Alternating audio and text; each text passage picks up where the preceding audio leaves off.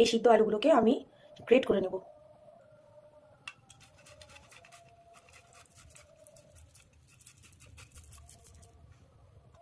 দেখুন বন্ধুরা, আমরা আলুগুলো গ্রেট করে নিয়েছি।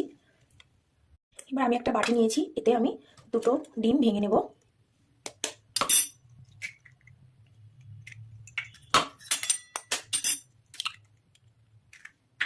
এই ডিমে আমি পেঁয়াজ কুচি মিশিয়ে নেব। দেখুন পেঁয়াজ আগে থেকে আমি কেটে রেখেছিলাম, পেঁয়াজ, লঙ্কা। এবার গ্রেট করা আলুটাও মিশিয়ে দেবো। এবার দিয়ে দেবো পরিমাণ মতো হলুদ, দিয়ে দেবো পরিমাণ মতো লবণ। এবার সব উপকরণগুলো আমি একসাথে মেখে নেব। আমার এটা পুরোটাই মিক্সড করা হয়ে গেছে। দেখুন কত সুন্দর করে এটা মিক্স করে নিয়ে, এটা ভালো করে মিক্স করে নিতে হবে, নাইলে এটা ভালো হবে না। আমি কড়াই বসিয়ে দিয়েছি, কড়াইটা গরম হওয়া পর্যন্ত রাখবো।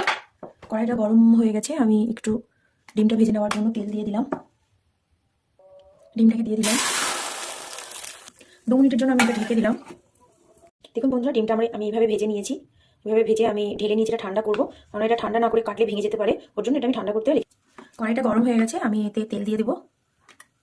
তেলটা গরম হয়ে গেছে, আমি কিছুটা আলু ডুমো ডুমো করে কেটে রেখেছিলাম, এই আলুগুলো আমি ভেজে দেবো। ডিমের এই রেসিপিটা এমনি কষা করেও খাওয়া যায়, কিন্তু যেহেতু আমি নতুন আলু খুব পছন্দ করি, ওর জন্য আমি এটা আলু দিয়ে রান্না করলাম।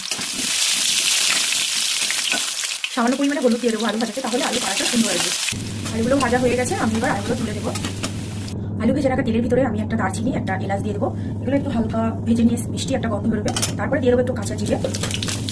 কাঁচা জিরেটা একটু লাল হয়ে গেলে দিয়ে দেবো পেঁয়াজ, আর সাথে দিয়ে দিলাম দুটো কাঁচা লঙ্কা, একটু কেটে দিলাম। পেঁয়াজগুলো আমি ঝিরিঝিরি করে কেটে রেখেছিলাম, যাতে তাড়াতাড়ি সিদ্ধ হয়ে যায় এবং ডিমের কারিটা সুন্দর হয়।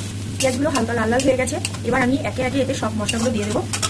দিয়ে দিলাম আদা রসুন বাটা, পরিমাণ মতো লবণ, পরিমাণ মতো হলুদ, পরিমাণ মতো লঙ্কার গুঁড়ো, দিয়ে দেবো জিরের গুঁড়ো। অল্প একটু জল অ্যাড করবো যাতে মশলাটা পুড়ে না যায়।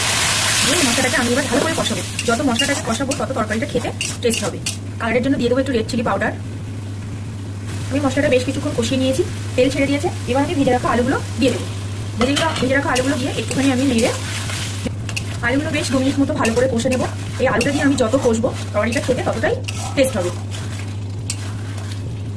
আলুটাও কষা হয়ে গেছে, আলুটা থেকেও তেল ছেড়ে দিয়েছে। এবার আমি পরিমাণ মতো জল অ্যাড করবো।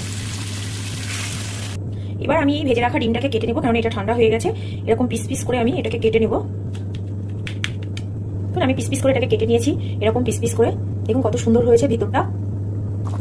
তরকারিটা ফুটে উঠেছে। অবশ্যই আপনারা লবণটা চেক করে নেবেন, আপনারা যেমন পরিমাণে লবণ খান সেরকম পরিমাণে লবণটা চেক করে নেবেন। আমার লবণটা ঠিক আছে। আমি এটাকে আরেকটু ঝোলটাকে শুকাতে দেবো। পিস পিস করে কেটে রাখা ডিমের পিসগুলো আমি এবার এতে সমানভাবে দিয়ে দেবো। সব ডিমগুলো আমি দিয়ে দিলাম। এবার এটা আমি ঢেকে দেবো না হওয়া পর্যন্ত। তরকারিটা নামানোর আগে আমি একটু বেটে রেখেছিলাম গরম মশলা আর কাঁচা জিরে, সেটাকে দিয়ে দেবো। দেখুন ডিমের কারিটা আমার হয়ে গেছে। এটাকে ডিমের কারি বলে না, এটা বলে ডিমের আর আলুর ডালনার তরকারি।